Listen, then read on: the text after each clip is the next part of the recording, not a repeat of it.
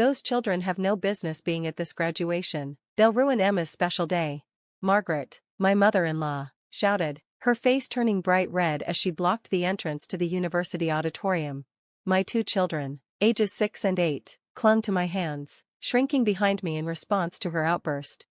I'm Olivia, and I never imagined I'd be standing outside my sister-in-law's college graduation, publicly humiliated by Margaret, while other families passed us by, casting us sympathetic glances.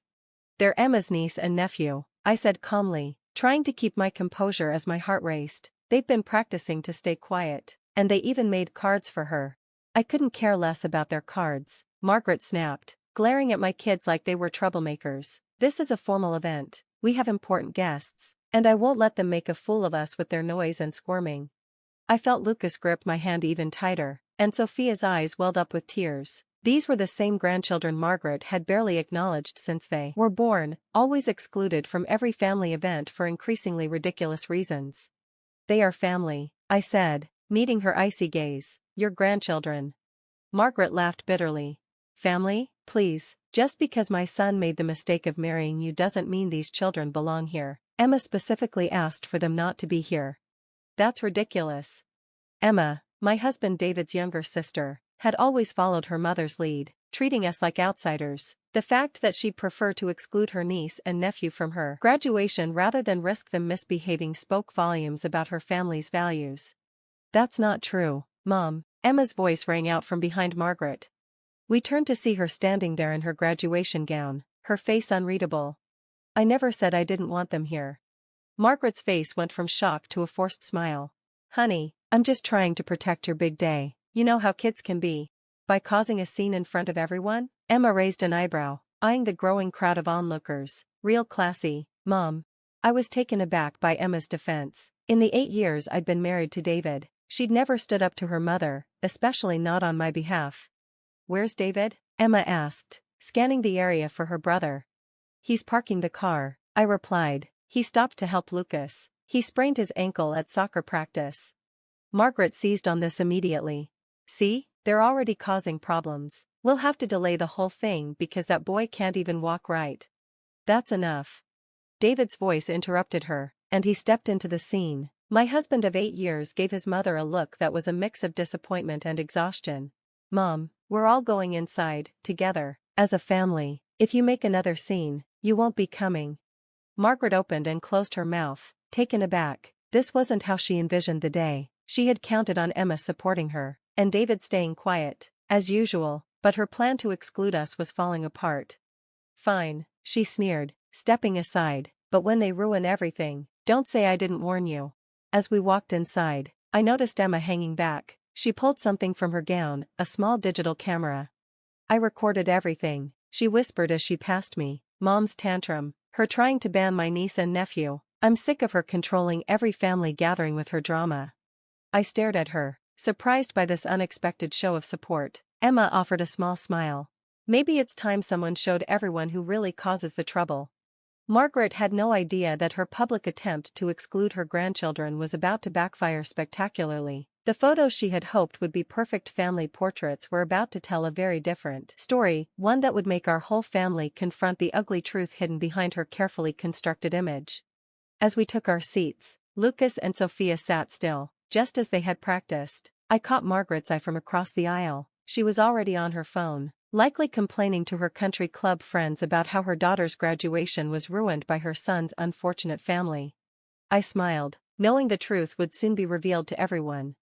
But for now, we had a graduation to celebrate, and my children were going to show everyone just how well-behaved they were.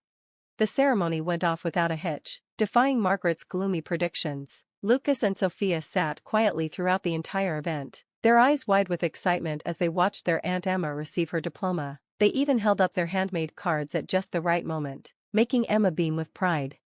But Margaret wasn't done trying to exert control. At the post-graduation reception, she orchestrated the perfect photo session, gathering her select group of friends and their families for what she called appropriate family photos. Let's get the family together, Margaret announced loudly, directing her chosen group. Emma, darling, stand here with your cousins, Victoria and Elizabeth. I watched as she carefully arranged everyone, pointedly excluding us from the photos. Lucas tugged at my sleeve, his voice quiet but clear. Mom, why doesn't Grandma want us in the pictures? Before I could answer, Emma spoke up. Actually, Mom, I want Sophia and Lucas in these photos. They're my niece and nephew. Margaret's smile faltered, and she tried to cover it up. Honey, we want these photos to look perfect for the alumni newsletter. Let's keep it traditional. Traditional? Emma's voice rang out across the room. You mean exclusionary, because that's exactly what this looks like, Mom.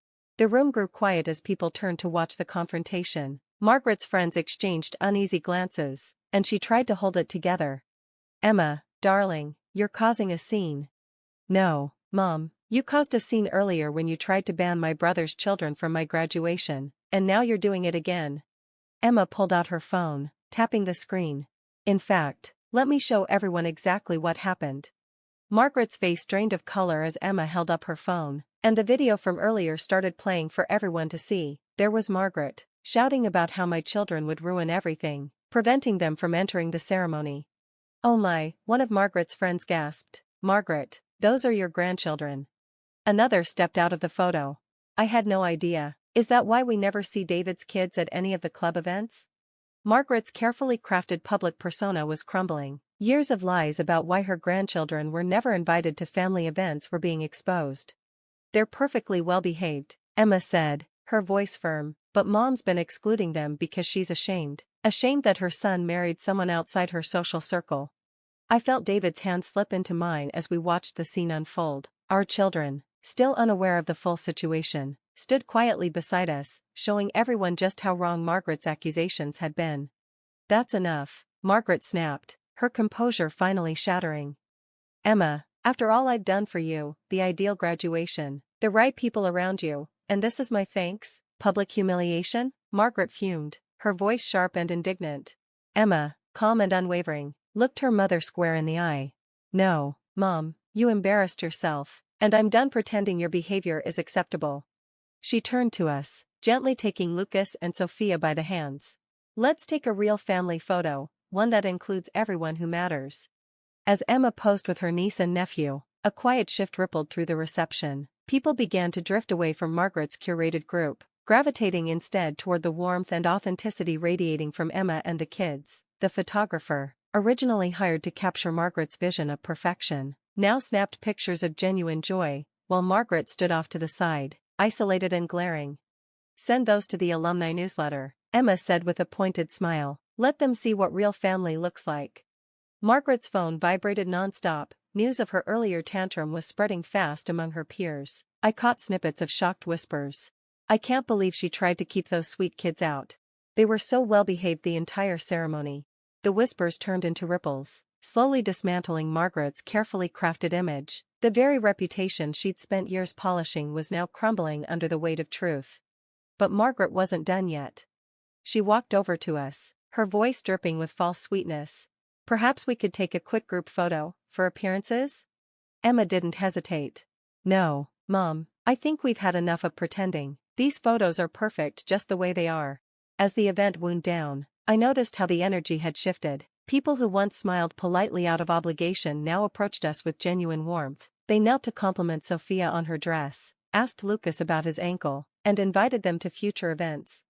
The photos Margaret had once imagined would showcase her pristine image now told a different story, one of inclusion, of truth, and of a family no longer hiding behind a mask.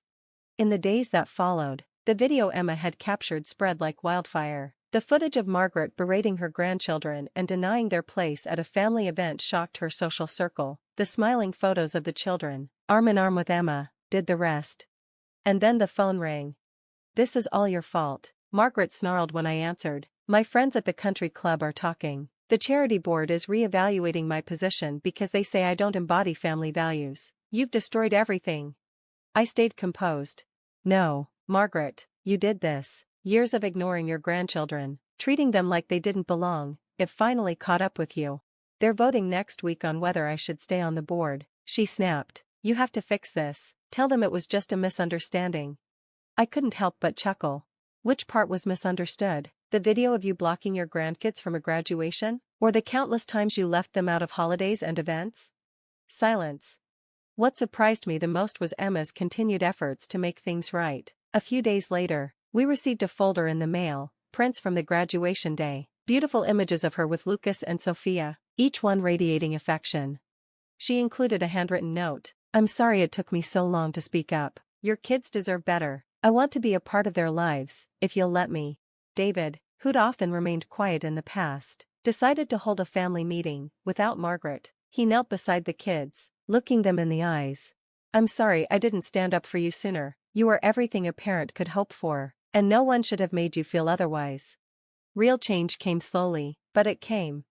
Weeks after the graduation, we started receiving invitations to picnics, barbecues, and club events, only this time, they included Lucas and Sophia by name. People had seen who our children truly were: kind, bright, respectful, and they wanted them around.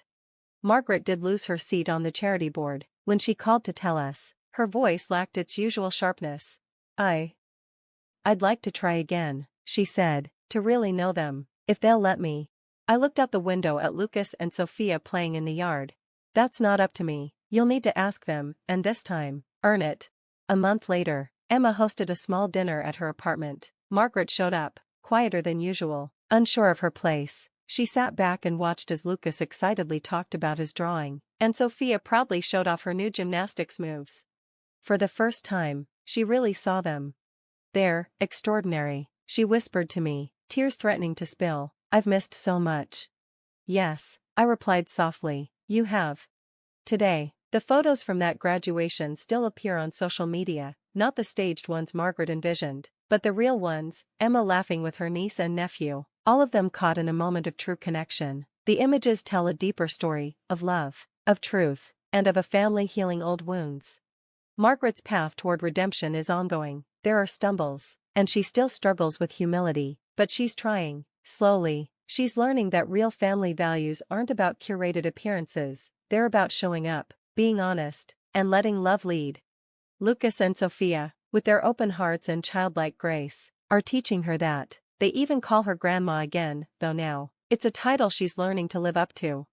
And tucked away in our family album, there's a photo I treasure most: Margaret sitting cross-legged on the floor, her designer blazer wrinkled, helping the kids build a Lego castle, her hair slightly tousled, her smile unguarded, and for once, real.